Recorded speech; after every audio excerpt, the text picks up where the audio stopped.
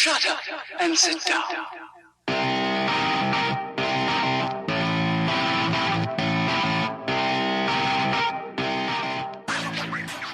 The good bike rider is easy to recognize.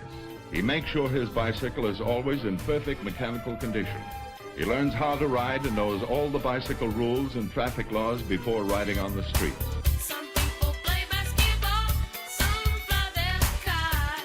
But as for me, there's only one thing I like, and that is to pedal with all my might when I'm riding my bike. You pressed play and are now listening to the Dialed Podcast with Matt Legrand, Lance Hepler, Sir Ian Gibson. and Jake Von Duren. For your information, spending today complaining about yesterday won't make tomorrow any better. Enjoy the show. Let's go riding on our bikes.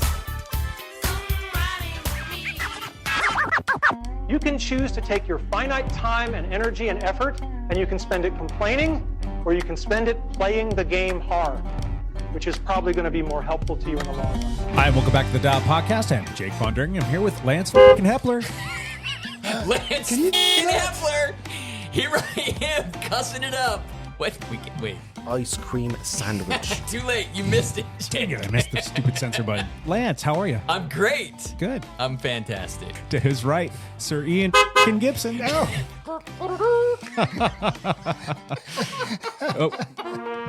Oh, Thank you. Ian Gibson, Order of the British Empire. Ooh. that's it. That is the winner. I like it. Oh, you guys. Too much fun. Too much post-production work I'm going to be doing for myself. So future self, when I'm sitting here listening to this before I edit it, probably kicking myself because I have to do more work. So What's up, ladies and gentlemen of the internet? You guys are looking good. And particularly looking good today. I mean, I don't know. You guys seem to look good every week. he's not here. Matt is not here. I'm checking his location currently. Stalker. He is in Hilton Head Island at the Skull Creek Boathouse and Buoy Bar. That's very specific. That's very Do you want to give like specific. the longitude and latitude coordinates as well? I mean, Yeah, it's right on Hilton Head Island. That's all I'm going to tell you. He's in South Carolina. Hey guys, you recognize this? Yeah. This is a good jam right here. It's AC/DC. Why would we be playing this? Just out of curiosity. Because we're halfway to hell. We have done 333 episodes. Well, we're embarking on number 333. Yeah, we're trying to. We're halfway to hell. We're halfway to hell. Yeah. 333. Are we going to get monetized? Are we going to lose all of our Kirkland brand sparkling water soda monies? We're and- gonna lose and our Disney sponsorship. All our sponsorship just because we cussed at the opening. They're going to take our $3.95 that we got in the bank account. So anyway, just a little AC/DC highway to hell for you. Good times. All right, let's Good move times. into this thing. You guys both raced this past week. Why don't you guys go ahead and tell us about what happened? Ian, you want to go first? Yes, absolutely. I'll go first because Lance is going to take a long time I can't telling his freaking. story. I just can't keep it shut. My story is brief. I was at PIL Tuesday night. Raced the Masters, 50 plus, 60 plus. It was 8 laps. Mm-hmm. Good. Nice. Yep, that was good. And then I went on and did the 3/4s. And I did okay. I ended up contending the sprint at the end. Ian. 5th or 6th in the final sprint at the end. So still kind of able to get amongst it, but starting to lack the horsepower. But PIR is good right now. Tuesday PIR, I think there's 2 more left. We've had 3 races. It's kind of a short season, but the way they've got it set up this year, everybody's able to do pretty much 2 races. $75 for the second race. That's So, fantastic. yeah, we had a good time. It's Nice. just love going out there, meeting all my friends. Who's promoting Tuesday nights these days? Tony. Is it Tony Kick? Okay. Yeah, Tony Kick's doing it. Good. Yep. Isn't POA involved? So I don't know. I think they might be sponsoring it, but They might be. They were out in force. POA. They were all over strong kids. there. Yeah. Right on. Yeah, we'll probably go up against a couple of those guys this evening when we do the flogging, right? So always a good time. Yeah. Anyway, POR, Fast and Furious, 300 plus watts normalized power. It was a hard evening's work. Cool. That's about all I've done. Hepler, you raced your times. bike a few times, more than a few times. 3 times. In a row. 4 times, actually. 4 times. Because I did the team relay event, too. Oh, yeah. really? So we had the Washougal mountain bike weekend up at Washougal Motocross Park. We talked about it quite a bit. The courses were fantastic. Saturday was short track racing day. The races were only 25 minutes. The lap was like 0.8 of a mile, so pretty tight. Short. Yeah, Short short. track, yeah. Yeah. And I raced the 50 to 59 age group. There was like 30 of us in that race.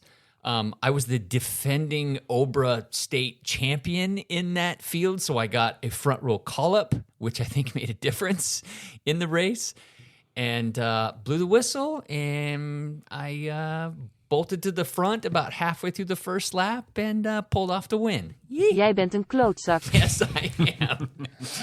So I did manage to win. It was not without a major dig of effort because I had a competitor who was gaining on me like the last 3 laps. I could see he was gaining, and I only beat him by 6 seconds. That's how tight the racing was because it was 25 minutes of full gas racing. Yeah. So that was a lot of fun. At last minute, we threw together a team relay race. That was a last minute thing, huh? It was a last minute thing. Oh, wow. Okay. We had a lot of teammates there, but nobody wanted to go again on a really hard. You only did 1 lap, but there all was out. Yeah, it's full gas. There was 15 teams or something that Sure. lined up to do the race, and one of them was completely stacked with pros, and so it was like, okay, can we actually do this? And so it was mostly a dialed cycling lab team. It was me and Cameron and Paul First, and then Hannah Thomas, who isn't even on dialed cycling. She raced with you guys. She raced with us. She Oh, okay. wanted to do the race, and there wasn't a spot for anyone else, so she's like, hey, we'll do that. So the 4 of us did a race, and we took 4th in the Good team job. event. So that was a lot of fun. So yeah, had a ton of teammates there. Everybody had a great time. The course was fantastic. A ton of work. It was good. The next day, Sunday, was the Oregon XC Mountain Bike Series finale up there. I spent a good portion of the week up there actually helping with the course build, clearing trails and working on corners and digging out routes and cutting down trees and whatnot. But that did allow me to have a little preview of the route a little bit. And we've talked about this quite a bit before. I was tied for the lead going into this race for the series win. And I was tied with the teammate, Todd Edwards, who is just in his first full race of mountain bike season has just been crushing it. He started off a little slow and has come on really strong. Beat me at a couple races this year. So it was the 2 of us tied, and it was really whoever beat the other one would win the series. Yes. So it was me and Todd just kind of cruising. And so it was going to be a 3-lap course, 3-lap race. The laps were about 4 miles long, and it was going to take, they were roughly 22, 23-minute laps. But, man, I went into that race hyped up and like ready to roll. And they blew the whistle, and I took the whole shot and just kind of drilled it. There was one, there was a couple very punchy, steep climbs, and I thought for sure that Todd would get past me on one of these punchy climbs, and he didn't. And I dove into one of the single track sections ahead of him and just was able to gap him a little bit. And then that was it. I went really hard on that first lap. I dug even deeper on the second lap and increased my lead to about 2 minutes. And then I kind of took it a little bit easier on the last lap and just tried not to crash or to fall apart. Or flat. Yeah, picking my lines pretty carefully. So I ended up winning the race there too. Any crashes? I did not crash in that race. Mm-hmm. I did not crash in the short track race. But in practice... Yes, I did. You'll have to go to my Instagram account. You can see video of me crashing. One of the things they did is they built this drop in the short track course, which was also part of the XC course. We did it on the XC course too, but there was a wooden drop that you could go down the ramp on the left side, or you could take this like 2.5 foot drop on the right side. And I had done like, I don't know, 8 or 10 laps and done the drop like several times with no problems. But I was coming around, and one of my buddies I race with, Josue Jimenez, he's on a different team. He lives in like White Salmon. I'm coming around the corner, and Josue's like, Lance, do a tail whip. And I'm like, yeah, I'm going to do a tail whip.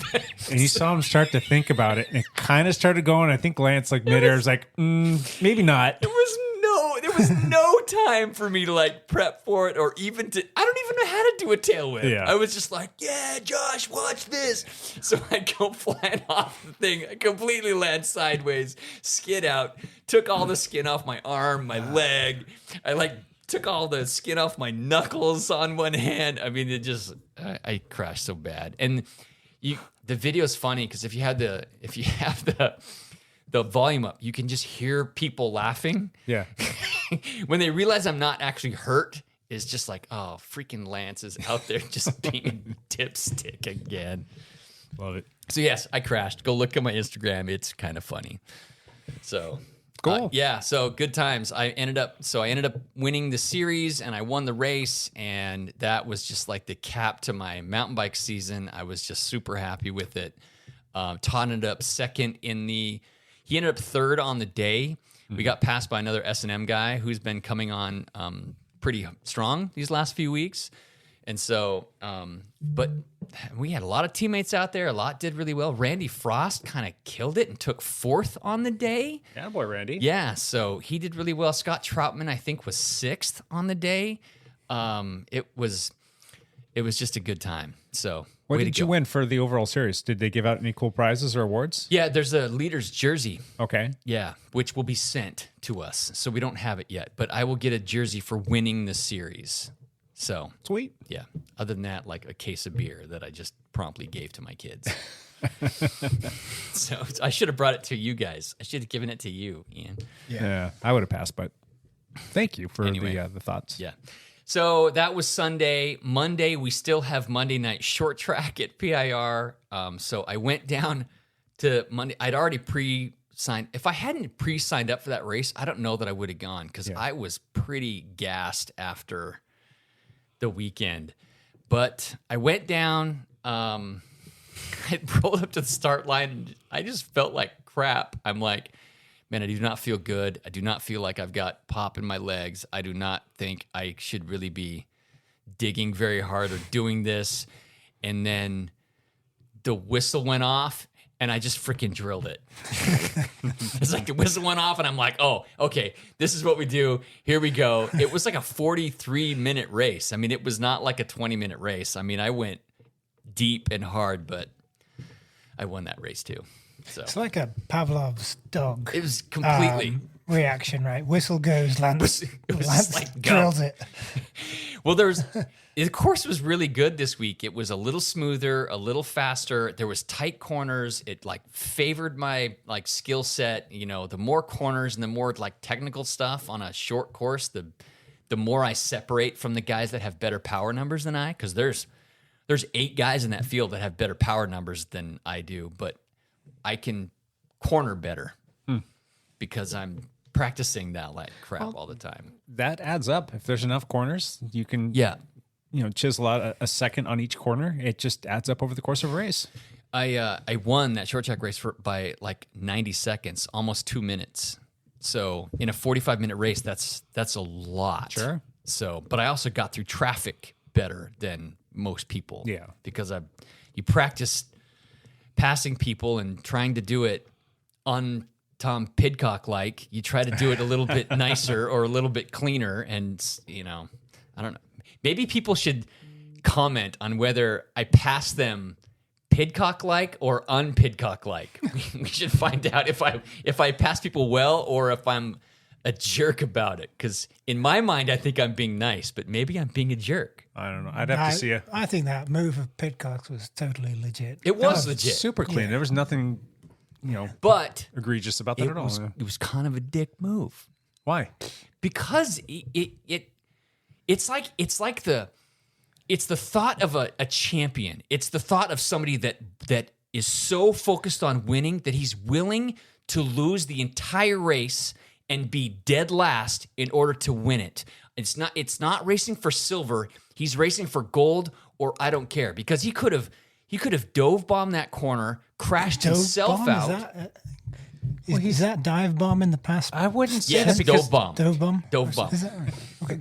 the trail split. We should probably save this for the lead up. But We'll the trail, get there. The trail split. It went out. So there was two lines. So and then it came back together, and Yes. that's kind of where he came in and Correct. kind of touched him a little bit. It sounded like when I heard, because I didn't see this happen live, but it sounded like when I heard people talking about it, I'm expecting this huge shoulder bump, like kind of running you off the road. Tires touched, not That's bodies. it. Yeah. And the other guy had to clip out for a brief moment, but that was clean. Yeah. There was nothing wrong with that, if you ask me. I mean, you have to do that. If you don't do that, you're going to get called soft and say you should have passed right there. Right. Well, and that's the thing. He was willing to potentially crash himself out of the race Sure. and not finish Yeah. in order to But we're talking win. about like elite level Yes. professional cyclists with a crap ton of bike handling skills Yes. that know their way around some dirt and some, technical terrain. I don't know. Anyway, even if Lance passed everybody in the most polite way possible and, was pissed totally somebody off. sportsmanlike about it, there's still good reason to hate him. And I would encourage everybody to Did somebody come up join and the say I something Hate to you? Lance. No, nobody said Club. anything. I think they're afraid to say something, but I guarantee you there's somebody out there that hates me because of the way I passed them. I'm sure they're out there. Cool. Anyway, I did some other rides, but I should stop talking now. Jake. Yes, sir. How was your week? I did not race my bicycle. I just rode it a lot. I almost rode. It was just shy of 12 hours, just a few minutes shy of 12 hours. That's not too shabby for this Fantastic. broken down cyclist, washed up, has been guy. So, Yeah, broken down, washed up cyclist, right? Wasn't it you who put the hammer down last week on our Thursday post podcast ride and basically rode us all off your wheel? Yes. I don't know. So And also on our gravel ride on Tuesday night, freaking sprinted away at 1,300 watts while I just laughed at the rooster tails he was throwing up. but yeah, he's not ready to race yet. It's getting there. It's getting there. I don't. There's no races that I feel comfortable going out and doing. Like I would have loved to have done the short track and the XC race, but A, I don't have a mountain bike right now, and B, I don't want to just have something stupid happen where I wash out and I fall on my hip. And that's one of those things where the likelihood of that happening is probably much greater than if I'm going to go out and just do like some shenanigans on the road bike and the gravel bike. I'm not trying to go crazy into turns and all this stuff. When I'm getting after it, it's usually like just a long straight or a little bit of a climb or something along those lines that I feel like I have control over.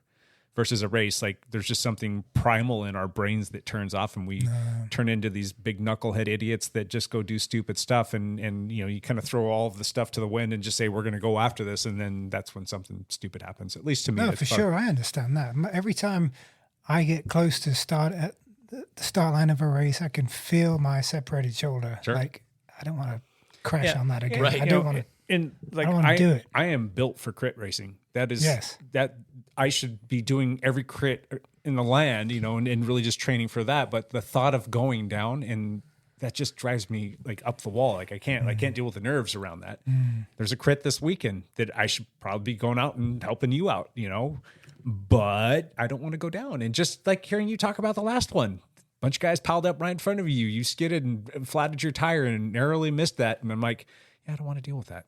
And It's a little intimidating when you come to the start line on a crit in particular, but once you get going, it's so much fun. oh yeah, Oh my God. 100%. Yeah, Yes. I mean, I've done them before, and they are fun in the moment until something wonky goes sideways. But kind of is what it is. But anyway, long story short, I did ride a bunch last week, and that was good. And I had a couple rides that I'm like, all right, we're coming into form here. I did a 62-mile ride, and I just ended up. At first was going to do a zone 2 ride and wanted to do a tempo ride, but I was feeling kind of flat. And I'm like, all right, I'll give myself a half an hour, 45 minutes just to see how I feel. And if it feels all right, then I'll transition out of zone 2 and then do some more tempo stuff. And sure enough, it did. And I was able to do 62 miles and was, gosh, I don't know. I think my normalized power for that ride was 280 something, which was pretty good. And for a 3-hour ride. for a 3-hour ride. Yeah. And just seeing how my body would respond. And, I finished the ride. I did not cramp. I did not bonk. I did not have any pain or discomfort. And I was, tired because, expended quite a few kilojoules when you're doing that kind of stuff yourself. But I woke up the next day, I was just a little bit tight, but nothing was sore. So that was a good vote of confidence. And that just tells me that what I'm doing is working and I'm going in the right direction. Tuesday night on the gravel ride, Jake got away in the beginning part of the ride when we were going through the park, and me and Barna teamed up together to pull you back. And once we pulled you back, Barna turned to me and said, 2 more weeks and we will not pull him back. You know what? I let up. Okay, well, that makes more sense. Because I'm thinking to myself, I'm like, don't shoot all your bullets right here. You got to save this because when we get down onto the dike, it gets hotter. Yeah, it gets faster.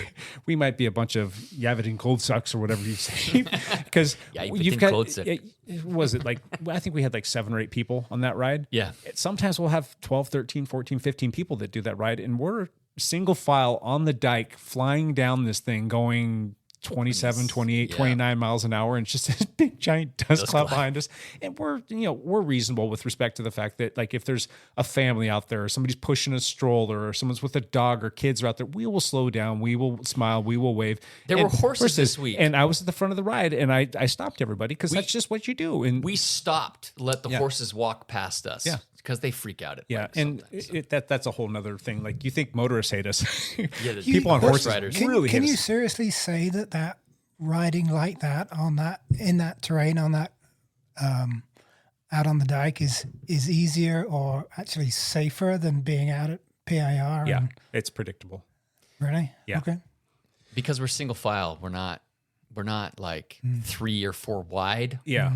And so there's less likelihood of a wheel cross. Oh, it could still definitely happen, but it's also you're falling into grass or onto gravel and not on pavement. Gotcha. Yeah, and the other thing is like there is the section where there are people, and that's generally where we stay single file. Once we get past that and get into the second half, the amount of people that you see is like, maybe 10% of what you might see, and chances of you even seeing anybody out there at all is like slim and none. That's where there's a couple turns. That's where there's a couple little, like one little uphill section and a couple spots where you can kind of get around people. And that's where it kind of breaks up, and it's not necessarily single file. And it's just more of like a race of attrition at that point in time. Like, if you get off the front and you're going to try and put a big dig in on somebody, like how many people are going to drop and who's going to stay with me and how am I going to work with them to get to the end of the dike first. So it's, in my opinion, it's really safe. And I think that we're responsible. I'm sure there's people that walk out there that don't like to see us because we're going fast. We're making a bunch of dust, but it is what it is. And I think that we're considerate and courteous enough to where it's not a big deal. So, and there are a lot of people that will stop and they'll stand off, and once in a blue moon, you get the stink eye. But a lot of people get a big smile on their face, and like, oh, look at this! These guys are going fast, and this is awesome. And they're like really close and tight. It's just kind of fun. So, wait, I'll shut up now. On that note, do you guys want to do the lead out, or you want to do just straight into our topic? Do we got lead out stuff to talk about? There's a lot to talk about. You think not so? a lot, but there's a few topics we should talk about. All right, well, let's do it. in sports. Champ here. I guess we do have the Olympics going on. Yes. We did threaten last week that we're going to come back with more information. I personally don't have said information. Hold on. Nice seafood dinner and never call her again. Dorothy Mantooth. Sorry, Dorothy. All right. So, yeah, Champ is here. So lots of Olympics have happened. We already talked about Pidcock. that's what I was going to say. Is we kind of already talked about Pidcock. What else is left to talk about? Well, there's a couple things. So Pidcock beat the French rider. He took out in quote marks a French rider with 30 seconds to go. And so as Pidcock crossed the finish line, the whole French crowd was booing him, which kind of But made the me other laugh. amazing thing about that performance was he flattered. He was in the pits for like 40 seconds. 40 seconds. So he had a 30-second lead, flatted, ended up in 8th place after the pits, took a couple laps to work his way back to the front. Yeah, so it was pretty incredible. The other great thing about that race was the American, Riley Amos, the under-23 racer, took 7th. Wow. Overall. That's good. First time an American has placed in the top 10 in the Olympics. And Christopher Blevins, the other American, I believe was 11th, and he flatted and had to change a I was wheel. just going to say, didn't you have a mechanical? Yeah. Yeah, so pretty fantastic. Huh. Women's race was also equally as exciting, except the leader was there was no question at all in the mountain bike race. Pauline Ferrand-Prévot, the French rider, won by 3 minutes. Holy cow. Yeah. Wow. So she'd been focusing on this race singularly for most of this year. She really wanted to win this race. She wants to go back to road cycling now and hoping to ride the Tour de France Femmes. So she is going to transition back to road cycling. She thinks she's done with her mountain bike phase of her life, but she is 32, a little bit older, so she might not be able to quite hang with Demi Vollering and Lotte Kopecky, who are very good. But the American in the women's race, Haley Batten, ended up with a silver medal. So That's awesome. That's the highest rank or highest placed U.S. athlete in the mountain bike race ever. yes, Yeah. correct. So She really, kind of had a little bit of a controversial moment for herself to get that win. She or did. that second place, but There's a tech zone in mountain bike races where there's 2 lanes. You take the outside lane if you're not getting any tech help or taking a bottle, and you pass right through. If you take the lane, which is a little bit of a shortcut, not really, but you have to take a bottle or somebody pass you something. And there was one lap where Haley Batten went through the tech zone and didn't take a bottle and didn't take a thing, and so she got fined, I believe. so if it's just marginally faster, Marginally. I mean, was there traffic in the way, or was there something that would for her to make that decision? Say, I'm going to go this way as opposed to that way. It was hot, and so there probably was traffic. I actually didn't see. I missed that part of her race when she went through and didn't take something. So I don't know if there was traffic or not. And another thing is, she was fined like a monetary fine. What was it, like $500 or something like that? I don't know. For an Olympic race where there's no purse or anything of that nature. That's right. She So- should have been penalized. So who penalizes the IOC or? yeah, it's like ridiculous. What? Okay, good luck collecting the fine. What are we gonna do? Yeah. To hold my silver medal? Take I a already have it sliver, on my like neck. $500 something dollars worth of silver out of her medal. Right. All right. So a little bit exciting. The other stuff that we had our time trial, which was also equally as exciting. Mm-hmm. The men's time trial was pretty crazy in that Remco. Remco won by like 12 seconds. Filippo Ganna was just 12 seconds back. Wout van Aert, riding a double disc wheeled bike, was third. And I think he was only a second or two behind Van Filippo? Aert. Filippo, he was 10 seconds behind Filippo. So Remco kind of pulled off what he wanted to do. So pretty impressive that he won the Olympic time trial. I kind of thought that Josh Tarling would win, the 19-year-old from Britain, from England, but he flatted. He was in the lead, I believe. He flatted, and his soigneur, the mechanic, was bringing him his bike, was running his bike over to him, tripped and fell on his face with the bike in his hand. So we didn't have a very good Did bike he swap. damage the bike? I'm sure it got some I don't scratches know. or whatnot. It probably but- got scratches on it. And he still, after all that, ended up fourth, just off the medal stand. Wow. But he's 19. He's going to have more. Going back to Wout real quick, if you get a chance, go take a look at that picture. The bike he was riding had double full disc wheels. Double full disc. full wheels. disc on the front, full disc on the back, and he's claiming that it's giving him a 17-watt advantage. Well, Or savings or whatever you want to call it. as long as it's not windy, you bet. Yeah. But if there's any type of wind or crosswind, no, thank you. That's a hard bike to control with double disc The wheels. odds if there not being any wind at all is kind of crazy. Like even a breeze, you're going to feel that. You're going to get blown around quite a bit. I don't know. Would you guys ever tempt fate or take I don't know, but I remember seeing guys on double disc bikes back in the Tour de France days in the 80s Okay. and 90s.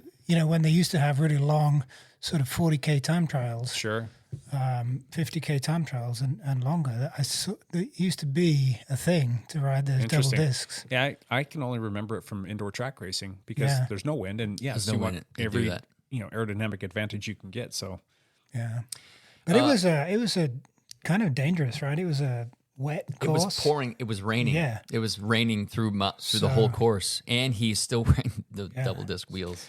is So. that overrated? Double disc wheels? Yeah.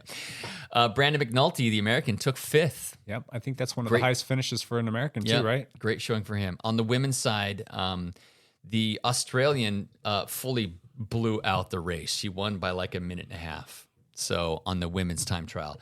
But the American Chloe Dygert ended up with the bronze medal, even though she crashed pretty hard. Yeah, she's got back up and still finished the race.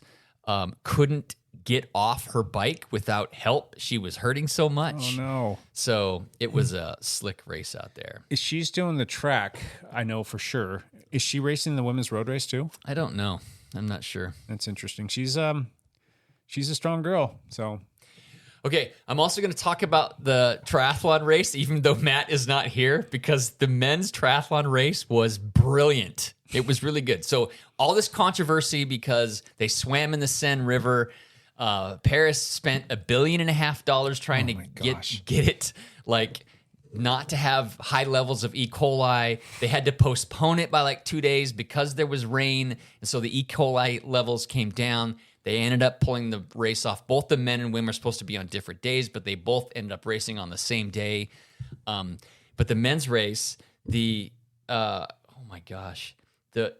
men's, it's draft legal. So swim doesn't really matter. The bike, there was 8 guys who got off the front and then were caught by a group of 25. So it was like a group of like 35 men that came into transition together. The Brit took off in the run. Alex G is, I think, his name. I think it is. Alex Yee is his name. Took off in the run, got out ahead of everybody. This New Zealander starts to pull him back and passes him with like 2Ks to go and pulls into like a 10-second lead. And Yee rallies and ends up passing him back with like 100 meters to go to win the gold medal. This is the British guy? This is the British guy. So there's a bit of a theme going on here about British guys beating the Americans, Yeah, I think. so what's happening? Men's time trial, mountain bike, triathlon. damn Brits. So the Brit won it, which was really brilliant. The best part of watching the race live was the Canadian. The Canadian comes across the finish line in 9th place and immediately just vomits Jeez. like all the water in his stomach. He just puked it all up right on the. So was that because the E. coli in the water, or did he just go too deep? So, and he said after the race that he puked 10 times during the run or during the ride. So I watched part of the women's race, the swim section, and it was amazing to see when they turned and had to swim against the current. That was yes. It's like, are they going to even make it back to the? They're trying to make it around that bridge piling. Yeah. And they were like barely making any progress, and Yeah. they were drilling. Yeah, it was kind of exciting to run. Champ out. That's it. Okay, that's all. That was a lot of Olympic talk, and I'm sorry I talked about triathlon without any triathletes here. Did you, just going back on this whole triathlon thing, did you see the triathlete who went ahead and she raced for the U.S. women's team, she raced in the time trial and she crashed 4 times during the race? Oh my gosh. Taylor Knibb, I think was her Taylor name. Knibb. Oof, that's rough. You know what else? The women's triathlon, the roads were wet and it was raining, and it was not wet for the men's race, triathlon. yeah. But the women's triathlon, there were dozens and dozens of bike wrecks. So many of those women triathletes went down, slipped on In their swimsuits. Yes. Ow. Yes. Yeah. So Ouch. Would you keep going if you were in a TT and you crashed? Like you've crashed 3 times, you're going to get up and go again, crash a 4th time and still Oh keep my going? Or are gosh. you just going to be like, I'm done? Or are you just going to soft pedal it in? I would soft pedal it in. Yeah, just call it a day. Yeah. That's got to hurt the next day. That's got to hurt for sure. All right, you guys ready to jump into our topic for the week? Sorry. Yeah, it happened too much. All right. Is it overrated?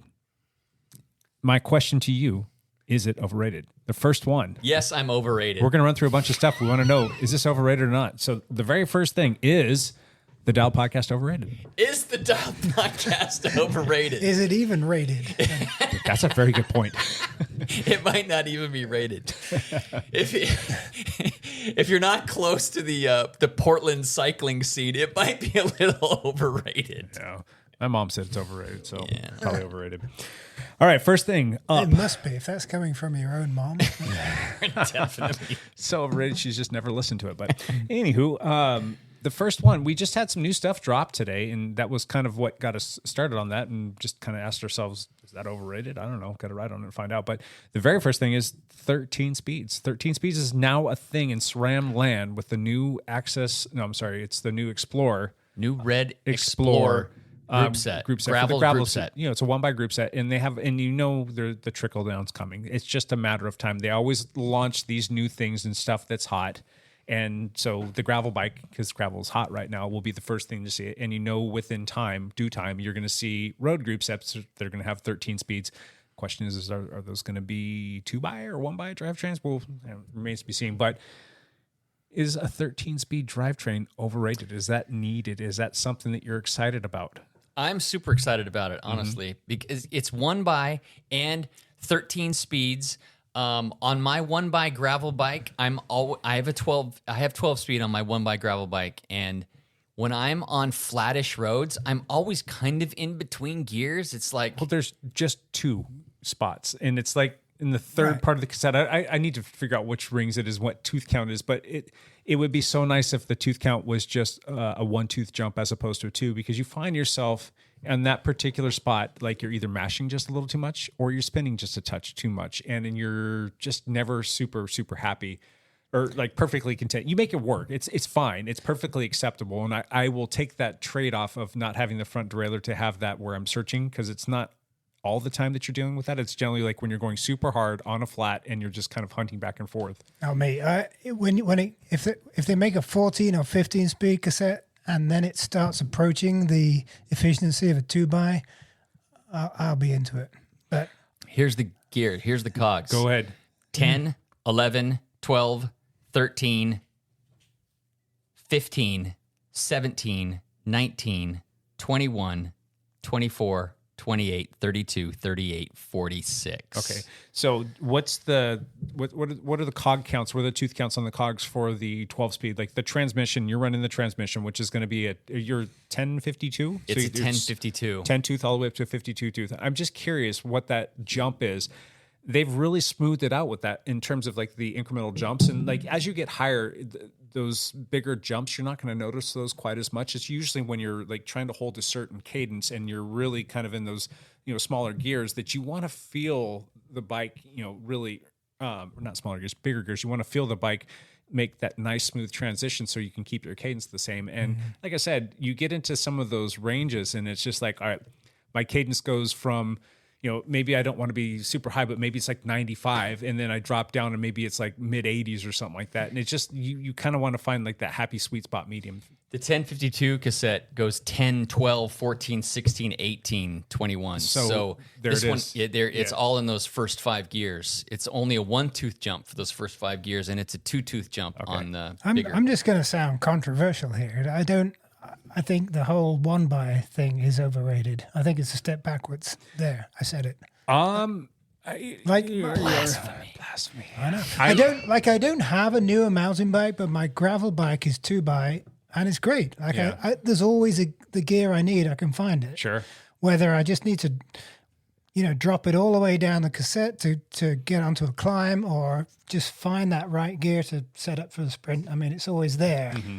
The advantage of this 1x system is it's lighter and it's crisper shifting, and there's no derailleur hanger. It's it's UDH. Yep. So you've got like the right, but that's transmission a separate issue. Whether or not that's good, we can talk about that. But the 13 speeds in itself, if it was 13 speed close ratio coupled with a 2x, then that'd be. We talked about this probably 2 years ago, maybe. Yeah. We were talking about like what's the future, and this was like when 12 speed was out, and I think Shimano was getting ready to come out with their stuff. But the conventional thought or the conventional wisdom is that the 12 speed is good, but you still need to be 2x. 13 is going to be okay. We're getting close, but it's the 14 speed cassette and the gearing that you can set up on that with a single 1x chainring. That will be when the road scene is able to go to a one by and have the full spectrum of the gear ratios that you need to be able to climb To as still well be as dual, okay. and be able to hammer on the descents. I don't disagree with you right now. I would not give up my my setup. I'm running this Ram Red. I've got a 50-37 up front, and I've got a 10-33 in the back. I would not give that up to go one by because I don't think it's efficient. It for would me. be a compromise. Yeah, right. You're either going to be spun out on the flats and the descents, or you're going to be mashing super hard on the climb. So, but I am getting ready to build a new bike here pretty soon, and I will be changing my front chainring combination. I'm going to go away from the 52-37. I'll probably jump up to the 52 or possibly even the 54. Knowing that the red derailleur now and they have the cassettes that goes up to a 36 tooth in the back, so you've got a little bit more range, and I think that might be enough for me to get away from those stupid climbers that always seem to give me fits on the climbs. I can get away from them on the descent, so it's like touche, son of a biscuit eater. So anyway, but yeah, it's interesting to see where we're going. So yeah, I don't know if you're spinning out at like a 54/10, you're motoring. So I maybe the question is do they fully skip over the 13-speed drivetrain for the road stuff and go straight to a 14 if you want to do the one by setup, so that you get that full range? Because I think that you're going to be limited. And going back to that new group set, I think it's going to be fantastic, and I really like how it's going to be super smooth. I like the fact that they've got this new chain ring integrates with the power meter, and it like has like a micro screw on, like kind of like a spline kind of thing that it screws onto, as opposed to having it be integrated with the power meter. So you've got this whole different setup, which is kind of cool. But you can go all the way up to, I think it's a 46 tooth on the front chain ring. Yep. But on the back, the fact that they made the red stop at 46 and not go up to like a 50 or a 52, like the mountain bike stuff when you're running the mullet setup for gravel, I think that might have been a little bit of a misstep. There's got to be, we must be approaching a limit, in terms of the engineering. Like with a traditional rear derailleur, multi-cog cassette, I mean, how many can you fit in there without, you got to have a super dished wheel or some kind of asymmetric frame setup. We keep thinking that, and they keep big figuring cross it out. chain thing. I mean, it's they're coming out with narrower chains. Narrower chains, which must work now because of the improvements in material strength. But there's got to be a limit at the moment.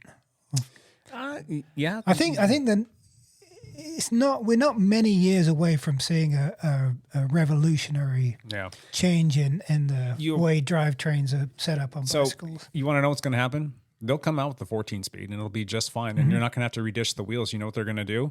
Oh, we're going to have a boost setup on these road bikes now. So you've got a wider rear triangle to fit and accommodate that. And then all of a sudden that gives the bike manufacturers all the excuse to sell everybody a brand new bike. But then you can only go so wide on the bottom bracket, so then the chain is going to still be at an angle. Yes and which no. Must have a maximum. But they're already doing it right now with mountain bikes, so keep that in mind. But they'll come up with something, and the fact of the matter is they're using this new transmission and the physics of it and the way that it works and the way that it works with the chain lines and how you have to make sure that you get the right one based on the chain length and all that other fun stuff.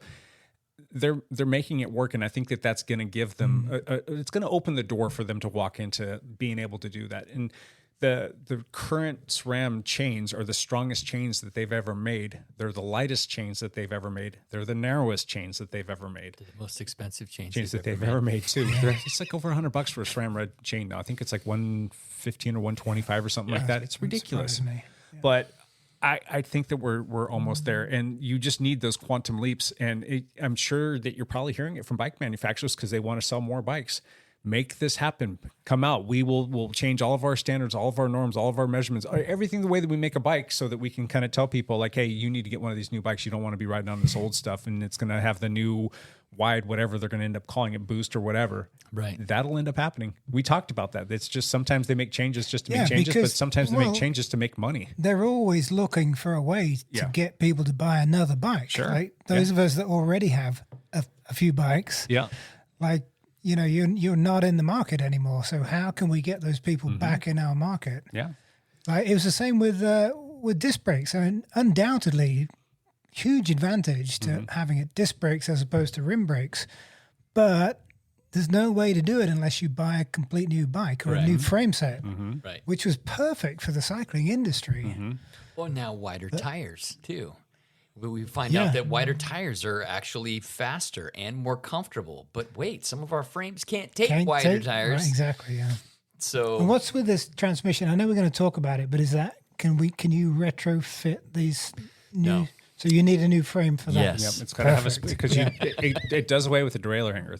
Gone are the days where you're going to bend your derailleur hanger. Gone are the days where you're going to deal with poor shifting because the derailleur hanger is getting a little softer, has been bent, or something along those lines. But what do you bend if you go down? You don't. It's kind of like integrated into the actual. No joke. You can go online and watch the videos. People can lay their bike on the side and stand on the rear derailleur. It's fine, and it won't bend. Nope. And all of the parts of the derailleur too kind of come apart. So it's kind of modular, and it's in some respect, and you can replace all of the individual parts if you do happen to damage something. Which is The kind of cool. worry was that without a derailleur hanger, where's the weak point? Is the weak point going to be the frame? And so instead of the derailleur hanger breaking, are you going to break your frame? But that hasn't proven to be the case because the transmission is actually gripping onto the axle and the frame. It's like the strongest part of like the whole bike. It would It's take the a axle- massive impact, and the bike's going to break anyway if that's going to. So what's the advantage is stiffer? No hanger, no A limit screws, B limit screws. No, it's don't have to- crisper shifting. Yeah, you don't have to adjust anything. If you just have to set it up the right way in the very beginning, and then you're done. You're done. You don't have to screw around with it anymore. If you have a little spill on your bike, or you're traveling with your bike, or you bump your bike, or your kid knocks your bike over, you're not dealing with a bent hanger and bad shifting, and then having to straighten it out or go buy a new hanger. Whatever. You don't have to deal with that anymore. It's just a thing of the past. And they have prioritized better shifting or faster shifting over shifting under load. So it's not something where you can just completely mash and put all the watts into it and be changing gears. You kind of have to let up just a little bit. You've probably noticed that a little bit with your transmission, but you can still get after it pretty hard. But the shifting you don't have to back off as much. As you do with a regular without the transmission. My old steel Pinarello used to bolt the derailleur hanger straight to the frame, to the lug on the frame. There's no derailleur hanger there. The derailleur attached right to the frame, not to the hanger. There was no hanger. There was a hanger was integrated, welded as part of the frame. They changed that and they went to hangers because as soon as you bent that, then you're buying a frame's new done. frame. So it's a lot less expensive to buy a $40 derailleur hanger than it is like a $1,500 frame or sometimes $5,000 So with the frame. new setup, then there's no risk of bending the frame. No, it's rock solid. Right. So one other thing real quick about the new rear derailleur, and I'm not sure if this is the same thing with the transmission, but let's say that you're riding off-road and let's say that a stick or a branch, or not a branch, I guess that'd be too thick, but like a stick goes through the pulley and the pulley wheel, and the pulley wheel gets jammed up, and then if you're pedaling, then it's going to just cause chaos, because the stick, if it doesn't break and you keep pedaling, then you have to come to a full and complete stop, and hopefully you didn't break the derailleur itself, and you get pull the stick out. This new one, if a stick goes through there, they call it a magic wheel. So the inner part of the pulley stays in place, and the outer part of the pulley with the teeth on it still can continue to turn. like spinner rims. Exactly. You can feel the resistance, and you can still keep pedaling, but you're not going to destroy your rear derailleur because you pedal through it and don't know what's going on. And then obviously you still want to stop and take that stick out because it is providing resistance. You don't want to keep going, but that's a nice little added feature just to preserve the safety and the integrity of the derailleur. But it's only a feature of the highest model. There's a couple models that don't have that. Okay. Yeah. And that's the same thing in the red, but they don't have anything in the Force or the Axis or not the Axis, but the Rival or the Apex. But you will see that trickle down. That will be something that probably comes to market for everything else. So kind of interesting, kind of neat to see that. So again, going back to this, Ian thinks 13 speed might be a little bit overrated. Yes. Yep. I do. No. I'm going to say kind of, because I don't see the gear ratios being what I personally want yet. However, I have not ridden the bike, but just from personal experience, I think it's going to be a lot smoother. But I think the trade-off right now is I need more than a 46 tooth. If you can upgrade your existing bike to run a 13-speed setup, then I'm all for it. But if it's one of these issues where you just need a new bike now, Yeah. So like, for instance, you're riding the BMC Cayuse. Yeah. that it does not have a UDH No. derailleur hanger on there, so you cannot run the transmission, Right. so you don't have this option. So, But my Mog does. Yeah. I could upgrade to it. I guess the question is, and I probably should look into this, is there any kind of adapter that you can put on the bike to make it UDH? No. Nobody So- makes something like that? I don't think so. I thought I saw But something. just at some like point my $6,000, like 2-year-old state of the art mountain gravel bike is now supposedly obsolete, right? Isn't that going to be the case with today's technology 2 years from now? I Is wouldn't this say- constant Yeah. need to keep upgrading? Yeah. I think that I don't think you have any. I think you have a fantastic bike. Yeah. I think it would be, not unless you got disposable income coming out your nose. It would be irresponsible to get rid of that. You ride that thing until you're done with it, until you absolutely need something. Once they get to something that's more maybe 14 speed, maybe you want to consider it.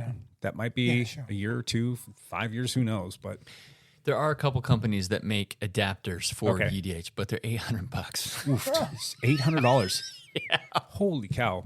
Anyway, might be something worth looking into. All right, What so else you got? The next one. Wait, Go ahead. we already talked about derailleur hangers.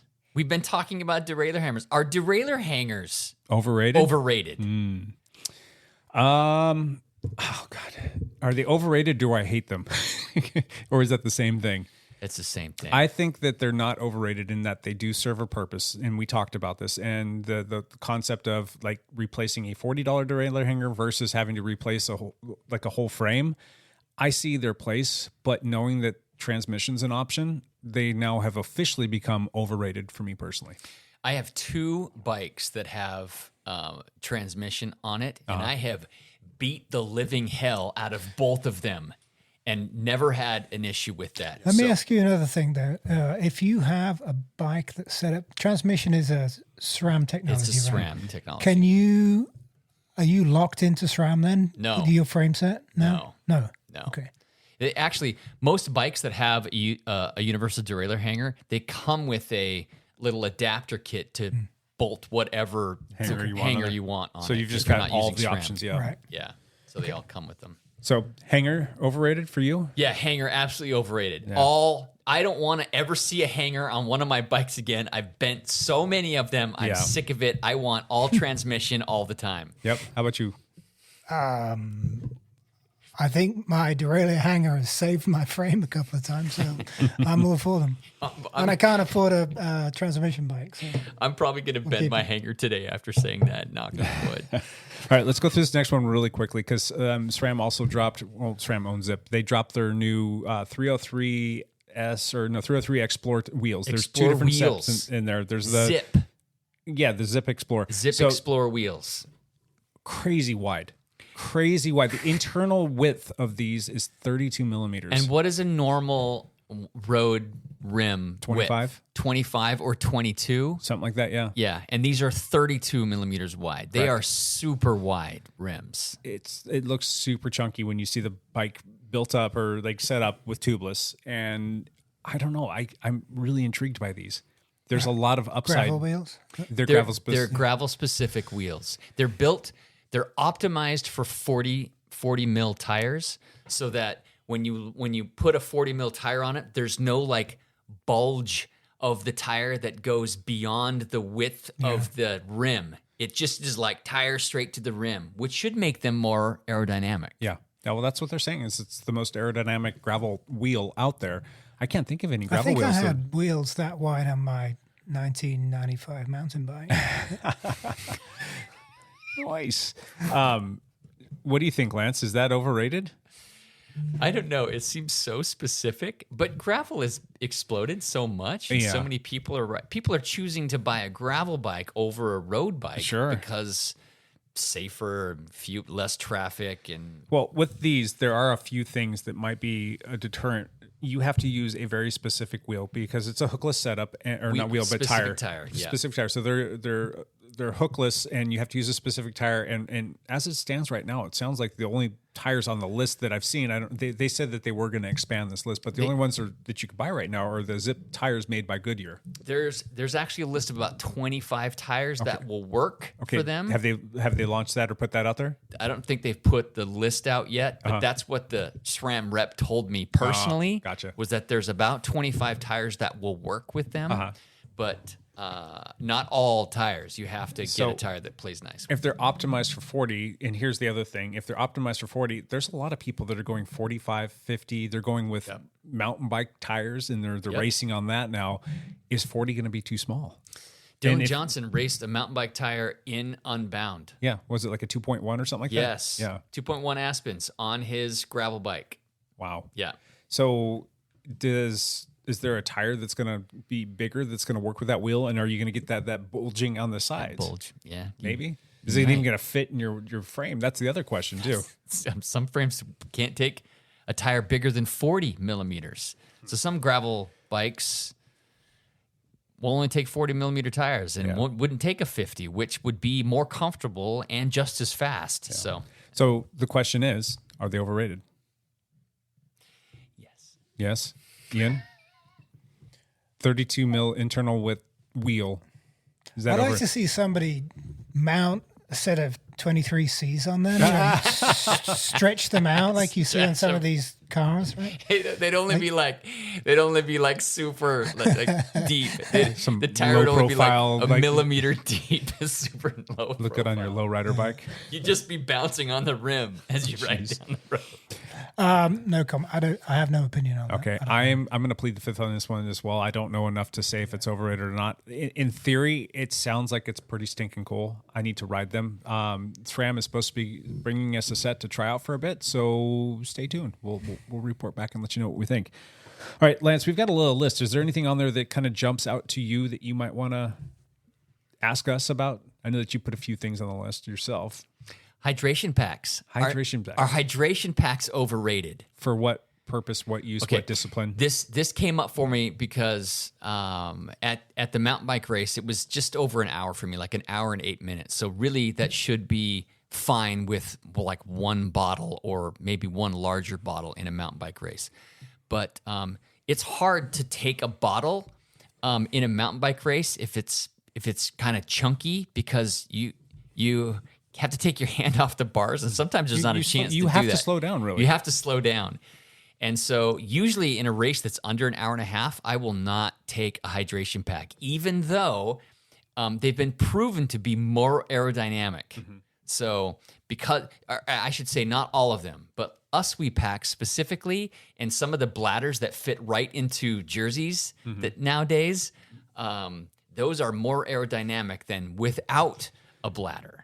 How much is aerodynamics playing in mountain part biking? in like an XC mountain bike course where you're doing 20-ish minute laps? Yeah, not a whole lot, but I did hit over 30 miles an hour in a couple spots. Okay. Well, that could be a thing. So that could be a thing. So for me, it really comes down to like, how much do I need water? And the fact of the matter is, if it's in a hydration pack, I'm going to drink probably twice as much water, which is probably the recommended amount of water that I should be drinking, as opposed to something having to grab a bottle. And this goes with like gravel riding too. I find that when we go do a long gravel ride, I do so much better on my hydration intake if I have a Camelback or a bladder or Uswe or something like that, as opposed to just relying on bottles. Yeah, totally. I'm the same way. Yeah. I used them in the longer gravel races at the start of this season, and I just stayed hydrated. Whereas otherwise, I'm sure I would not have, because I just don't feel you can.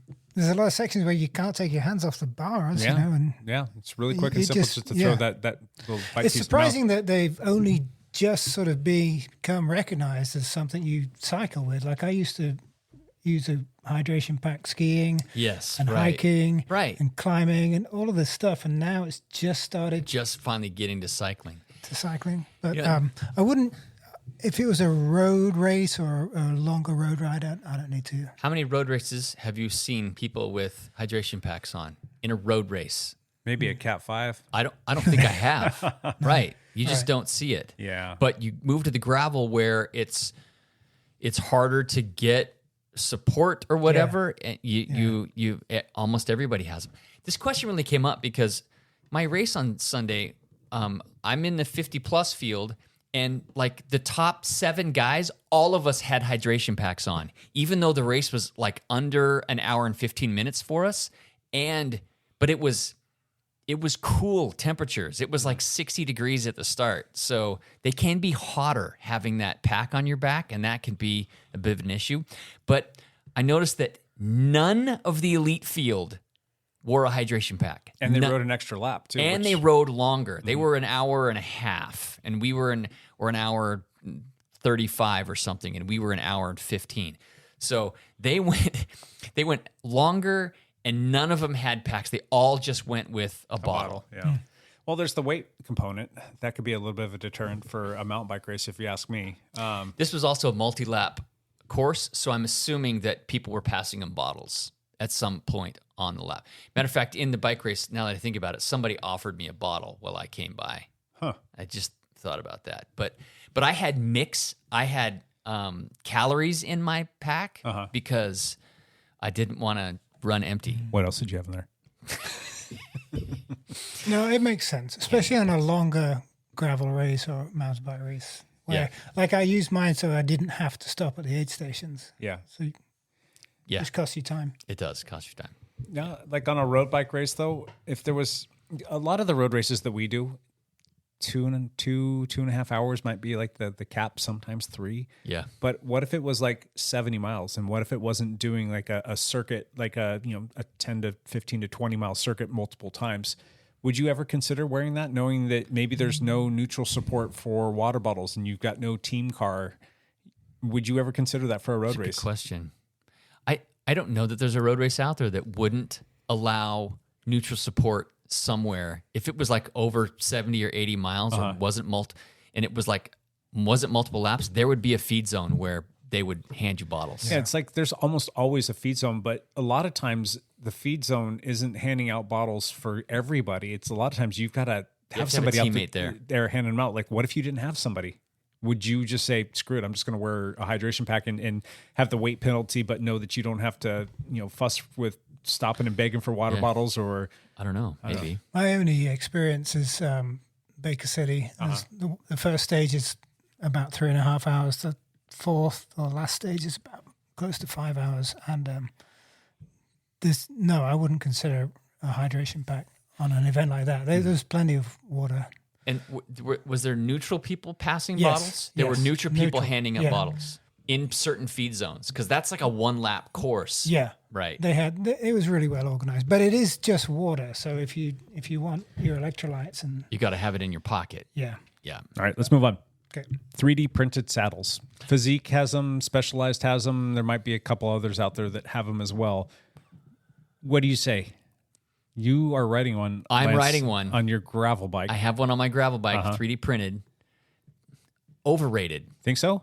I say that because, I don't know, I have like 8 different saddles on all my different bikes, and I don't really care about any of them. Yeah, I don't feel a numb and different. calloused down there. I'm numb and calloused. Even though I rode myself raw at Oregon Trail, it wasn't the saddle's fault. I don't think it was seat height fault. How about you, Ian? I have no experience with them. No experience? Is it like a custom made thing to your? Yeah, no, they're not. No. I mean, No. you can get different shapes and sizes, but Yeah. it's just the way that they've been built, and it's kind of got this like honeycomb looking appearance to it, and it's all intermeshed and whatnot, and they can make it a little bit harder in certain areas and softer and cutouts and all that other fun stuff. I was on the fence, but I've since put one on my road bike over the last maybe 6 weeks. I quite like it. I think it's good. I don't think it's overrated. I think it's overpriced, but I don't think it's overrated. So They are expensive. you can get into them for about $250, and they go all the way up to like $450 to $500, depending upon what kind of rails you have on them and the lightness of them. But they're super comfortable, and I think that it's a good thing for me, and it's kind of helping me with some of the fit stuff that I've been working on with my my hip stuff. So I don't know. I like them. I think that they're good. Overrated. All right, what's the next one, Lance? You got another one for us? Yeah, the controversy one that we'll get hate mail about. Uh-oh. Ruh-roh. Waxing your chain, overrated or not? Well, all of the testing, all of the the people about marginal gains, all of the people that don't like the Cat 5 tattoo, will tell you that it's all that in a bag of chips. It stays clean, it's smooth, it just is more efficient. I haven't really seen anybody come out and denounce that or tell us that that's wrong. However, it's a bit of a hassle. It's something that you've got to do the upkeep. It makes a mess. Faff. Yeah. It's a pain in the ass. Yeah, a little bit. I'm not going to say that it's overrated. I think that it serves a purpose, but I don't think that everybody needs to run out and do it. We can't actually say it's overrated or we'll get canceled. I would never say it's overrated anyway. I think There's haters out there. What about these pre-wax chains you can buy? They're really expensive, and They are. Doesn't that coating wear off? It sure does. It's the same thing as doing it yourself. Yeah. But you're paying a premium to have somebody do it for you, and it's not something that's going to last the life of the chain. You're going to have to go back and re-wax it at some point in time. So if you're a daily writer, a wax chain will probably last a month. Right. If you're writing every single day. If you're writing twice a week, it'll last a little bit longer than that. But you're still going to have to add maybe some waxed-based lube to it occasionally, depending on if it got wet or whatnot. But generally, it only goes that long, and you have to re-wax it, which means you have to take it off, strip it, clean it, and re-wax it. Yeah. It's going to keep your drivetrain a lot cleaner. It's going to run a lot smoother. And if it's going to keep it cleaner, it's going to keep it from wearing out over the course of time because it's a lot of that crap that gets in there. If you're not cleaning your drivetrain all the time, that's the stuff that wears out chains and cogs and chain rings and all that fun stuff. So I think there's an upside to it, and it's going to be smoother and you're going to have a watt savings. So there's a win there. For me, the big downside is it just takes time. I barely have time, and reintroducing writing 10 to 12 hours a week back into my schedule right now is like, there's certain little things that I'm having to spend extra time on because I'm just not focused on those. And to have to stop and go spend however long to wax my chain, just don't have that time. It seems like the new way of bicycle maintenance, all of it is kind of a faff, kind of a pain in the ass, right? Bleeding brakes, tubeless tire sealant fiascos, waxing chains. All three of those things are that's the new way of doing bicycle maintenance. What is FAF? Pain in the ass. Okay. Is it an acronym that we can't say on the air? It's a British thing? It's a British thing. It's a British thing. Okay. We got to have a segment where Ian brings us a term every week. Yeah. Term of the week. It's a bit of a faff. It's a faff. Waxing chains, faff. Yeah. Can I throw out the next one? Okay. For me, probably the biggest overrated thing on this entire list, press fit bottom brackets. Oh, don't get me started on freaking press fit bottom brackets. Press fit bottom brackets. And Lance and I were actually talking about it, and we both look at each other before the podcast and we're like, why the hell did they go to press fit? What's the advantage there? And we had to look it up, and sure enough, it's because lighter, stiffer, potentially faster. With press fit bottom brackets, you could get a larger diameter crank arm through there, and a larger diameter crank arm would be stiffer, so there'd be better power transfer. So that's why they first developed them. But there should be one standard. You can either have a threaded bottom bracket or a press fit, not like 20 different press fits. Yes. 6 different screws. Well, the whole bottom think bracket. About it, if everybody just went to a mess. T47, which is going to be threaded, which makes it a hell of a lot easier to service. It makes it a lot easier to put in there. It's not going to creak. And then based on those, like the cup's going to kind of go in on itself so it can expand and contract based on the shell width. What's wrong with that system? It might be a touch heavier.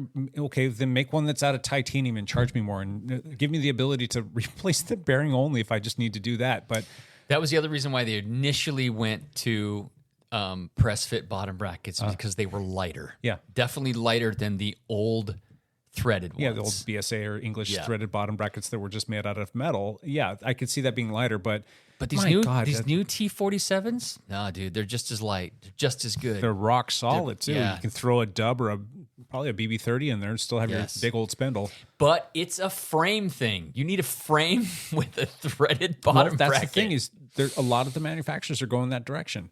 So, but there's still a ton out there that are doing press fit. Knock it off. I hate those things. All right, anything else on that list that you want to Ask us about their Mr. Lance Hepler. That was the big one. Okay. Oh, is aggressive passing, dive bombing a corner a la Pidcock overrated? Pitcock, no. Hepler, yes. Please call in with your I was passed by Lance Hepler in a race and he was a jerk about it stories. There's got to be some out there. Lovely. Dive bombing's not cool. Definitely. All right, let's put an end to that. Let's just call that one done. That was some fun stuff to talk about. And jump into one last thing. You boys got anything that you want to put out there? Any one last thingers? Mr. Hepler, you want to start us off since Mr. Legrand's not here? You want to say Mr. anything? Legrand is not here. Matt did just put out a video. We should just talk about that. It was about his ring thing that he's doing. I haven't watched it yet. I didn't see it. It's about the ring that for those He that don't, reviewed a ring. Yeah. For those of you that don't know Matt, whenever you see him, he's got like in excess everything. He's got 2 watches on both hands. I think I've even seen him wearing like multiple watches on one arm at a time. Now he's got rings all over his fingers. I'm surprised he doesn't have like bells on his toes. Bells on his toes and spy goggles. And You get on his bike, and his bike has 3 bike computers on it. like and 2 radars, and he's just got all of the things, which is great because he does a good job of testing that stuff and does fantastic reviews and gives good feedback. But it's kind of funny. But anyway, he's been wearing this one ring. I can't remember the name of it for the life of me, but he just posted a video, so go check that out. Did he hit 30,000 subscribers yet? I don't know. We'll have to answer these questions. So ring. It's like the Aura ring, but it's a knockoff. It just gives you like your heart rate and your sleep metrics and all that other stuff, but all sent through a ring. One ring to rule them all. Exactly. Yeah. Anyway, Lance, you got one last thing for us? Matt Legrand has, is he 30,000 subscribers? Yeah, Matty. Yeah, he went over 30,000 subscribers. So. Big time. What bewilders me, though, is why he doesn't have 130 or 230 or 300. Matt puts out such great videos. His video on the poop water in Paris was brilliant. Yeah. It was fantastic. And it actually kind of... If you ask the Canadian triathlete who projectile vomited across the finish line. When we did this podcast last week, he had, I think it was about 10K views. Do you have his page up right now? Or can you see him? It's at 15,000 views. Oh, I thought that would have blown up. I would have thought too. Yeah. Well, somebody should share that. Cool. Too funny. I don't really have anything to share. There is a crit this weekend. That was my last thing. There's the Red R crit, the second crit in the series. Me and Ian went a couple weeks ago, and Ian narrowly avoided a crash, and I just managed to not get last place. And so, are you planning to go back down and race again? Yes. There's going to be one last thing. Oh, I'm on the fence. I'm not sure if I'm going to. I don't need it anymore for bar points. Really? No, but I should. Are you that confident that you've that much of a lead? Would it behoove you to go and try and get a few more points? It would barely. It would. Yeah, I'm gonna win it. You should come. If you and I race together, I mean, it'll be fun. It would be fun. We'll try and race as a team of 2. All right, maybe more. Sunday morning decision for me. Yeah. I'll be passing on that. Okay. Don't look at me like that, Ian. What's your one last thing, Ian? Well, that was it. Red R Crit. Actually, there's 2 editions left. One this coming Sunday, and I think there's one 2 weeks later. 2 weeks later. In addition, the Bend Criterium. The Bend Criterium is on up, August 10th. August 10th. And we still have 2 more, maybe 3 more editions of Tuesday PAR. So come on out, support your local race promoters. They could use all the help they can get, and racing's fun. We're a race team. We are a race team. Let's do it. Come race your bike.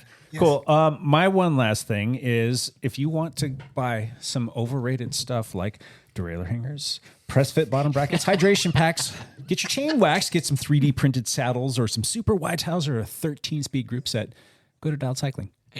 Or go to the lab, or you can go to dialedcycling.com. So check us out. We do have a chain waxing station at the lab. So you don't have to wax them yourself. Just drop them off. We'll wax them for you, or we'll make Paul wax. Why haven't I thought of that? I've got somebody that can do it for me. Yes, you do. You just give your chains to Paul. He will wax them for you. Yeah. Awesome. But yeah, you can go down to the lab if you're here local. But if you're abroad or you're somewhere else, you can check us out, dialedcycling.com. We've got a brand new website that we rolled out not too long ago. I haven't announced it yet because there were some back-end things that we had to get figured out. It was basically getting one thing that speaks one language to connect to another thing that speaks another language to connect and make sure that all of our inventory levels were fixed. And It's been a thorn in our side. God, for that a has while. like been my arch nemesis for way too long, but it's about up? 90% fixed, that stuff. So it's good enough for me to say, go check out the website. And if there's something that you want that's not on there, we'll just let us know and we'll get it for you. So good times. Cool. But yeah, we got a bunch of new bikes that are going to get posted on there soon too. So anyhow, all good. All good. All right. Anything else, boys? That's it. So let's go ride bikes again. Let's go flog that each was, other. That was fun last week. Let's go do it Let's again. do it again. All right. We will be back next week with another one of these. And until then, for now.